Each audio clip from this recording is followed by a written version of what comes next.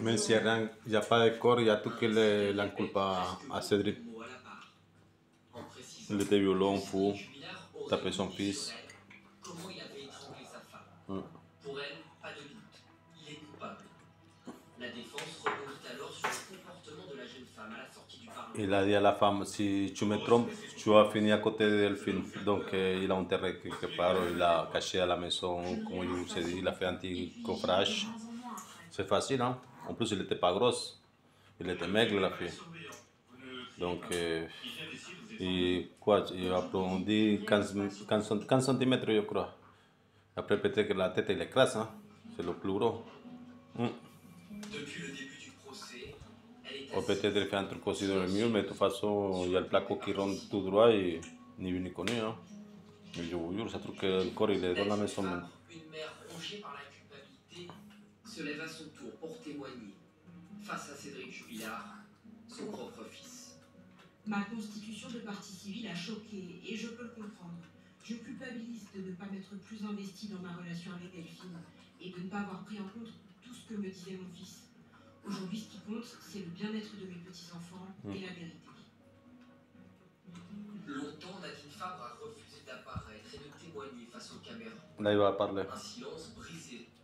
Parce qu'il sait que c'est lui qui l'a tué sa belle-fille. Éprouvée par ce long procès où chaque jour, elle voit son fils dans un box d'accusés, avec pour seule motivation, rester digne pour ses petits-enfants.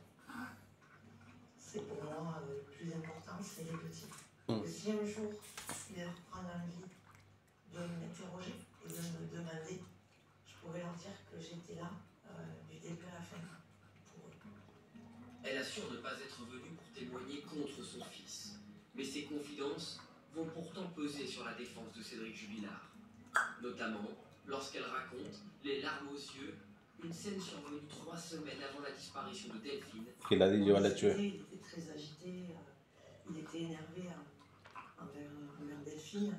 Et il m'a dit cette phrase que, je vous avoue, j'en ai marre de répéter.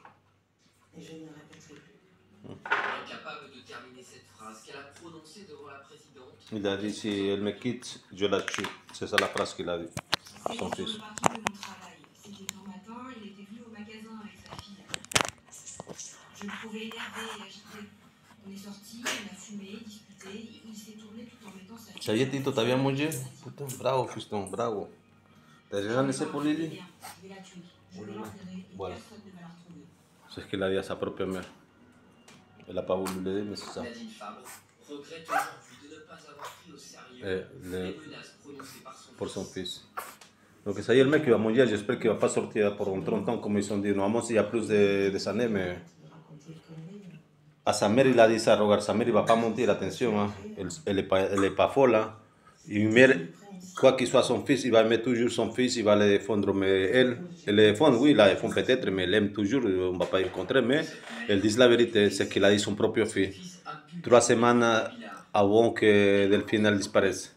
C'est pour ça qu'elle a un regret, pourquoi je n'ai pas ragé. La même question que je lui ai posée lorsque nous avons été confrontés lors de nos gardes à vue respectives. À savoir, dis la vérité. Pour tes enfants, pour la mémoire de Delphine et pour la famille de Delphine. Quelles conséquences peuvent avoir ces déclarations de la mère sur l'issue du procès? Ah, ça c'est grave. De toute façon, il n'y a pas qu'elle, il y a des autres personnes, à tout le monde, il a dit ça à des copines, à tout le monde. Il a fini pour le faire. Regardez, c'est un fou.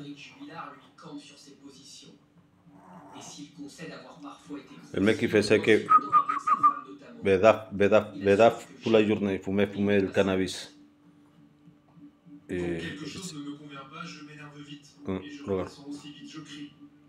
Mais jamais je n'ai été violent physiquement. Ouais, c'est là, tapé ton fils, ton propre fils, il a dit. Je ne l'ai jamais frappé. Arrête, ton fils, il a dit. À ta femme, tu l'as massacré ce soir, ce jour-là, et à la fin, tu l'as tué. On va dire que tu l'as tué par acte d'un bon vrai. Mais tu l'as tué, mec.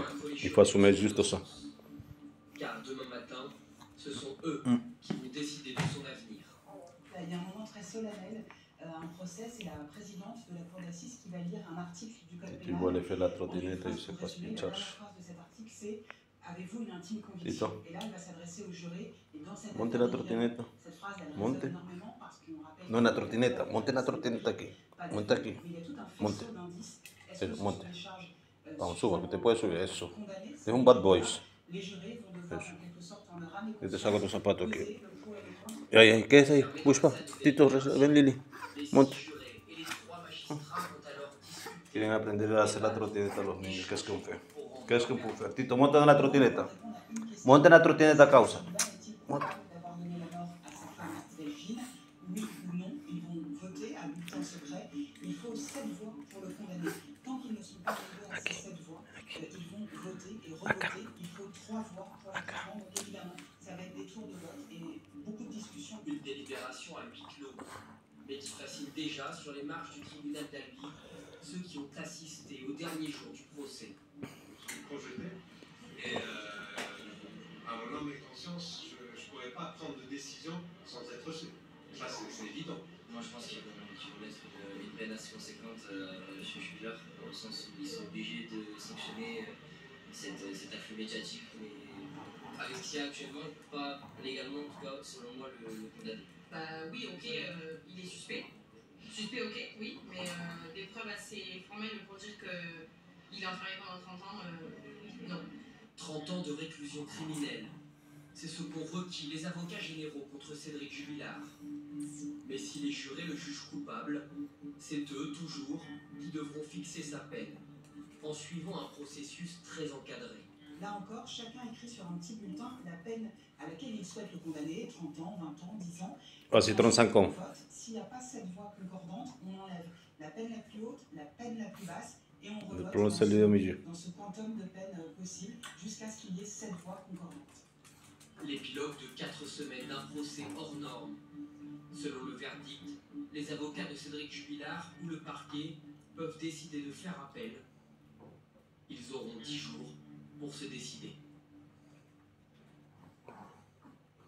Et le verdict tombera donc demain au plateau pour en parler en direct. Domani giù tendrà occorso. Non amo se culpable por mai se soleme se cosa.